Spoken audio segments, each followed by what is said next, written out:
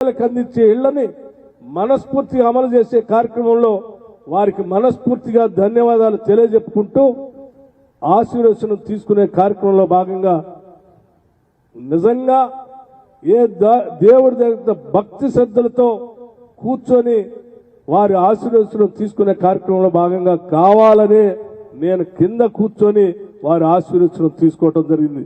ఎందుకంటే నా మనస్ఫూర్తిగా మనసు నిండా ఉన్నటువంటి ఆ పేదలకు ఇచ్చేటువంటి ఇళ్ల కళ నిజమైనందుకు వారికి ప్రత్యేకంగా కృతజ్ఞతలు చెప్పుకోవడం కోసం నేనే కావాలని అక్కడ చిన్న పీట మీద కూర్చొని వారికి మనస్ఫూర్తిగా నిండు మనసుతో ధన్యవాదాలు చెప్పే కార్యక్రమంలో నేను ముందుకు వెళ్ళాను. కానీ దురదృష్టం సరే ఆ చిన్న ఫోటోని తీసుకొని రాష్ట్రంలో చాలా మంది ట్రోల్ చేశారు. వారందరికీ నేను సహృదయంతో కృతజ్ఞత తెలియజేస్తాను. నిజమే, మీరు మనసుకి కష్టపడి ఉండొచ్చు, కానీ ఇది ఎవరో కావాలని చేసినటువంటి కార్యక్రమం కాదు.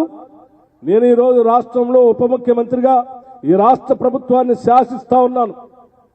ఆర్థిక శాఖని అట్లాగే విద్యుత్ శాఖని ప్రణాళిక శాఖని కూడా నేనే నిర్వహిస్తూ ఈ రాష్ట్రంలో తీసుకునే అనేక రకాలైనటువంటి ప్రణాళికలు కానీ విధానపరమైన నిర్ణయాల్లో కూడా ప్రముఖ పాత్ర పోషిస్తూ ఈ రాష్ట్ర ప్రభుత్వాన్ని శాసిస్తా ఉన్నాను. నేను ఎవరికో తల వంచేవాడిని కాదు, ఎవరో పక్కన కూర్చోబెట్టేవాడిని అంతకంటే కాదు, ఆత్మగౌరవం చంపుకునేవాడిని కాదు, ఎవరికి కూడా ఆత్మగౌరవం కిందికి తీసుకొచ్చే కార్యక్రమం కూడా చేసేవాడిని కాదు.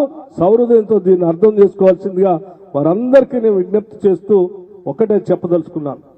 ఈరోజు మనం ఏ పేదవాళ్ల కోసమైతే, ఏ నిరుద్యోగ యువకుల కోసమైతే, ఏ ఇళ్లు లేనటువంటి వాళ్ళ కోసమైతే, ఏ పేదవాళ్ళు 200 యూనిట్ల వరకు కరెంటు బిల్లులు కావాలని కోరుకున్నారో అటువంటి వారి కోసం ఈరోజు కంకణబద్దులై పనిచేస్తున్నాం. చిత్తశుద్ధితో ఈ సంకల్పాన్ని అర్థం చేసుకోవాల్సిందిగా ప్రజలందరికీ కూడా నేను విజ్ఞప్తి చేస్తా ఉన్నాను.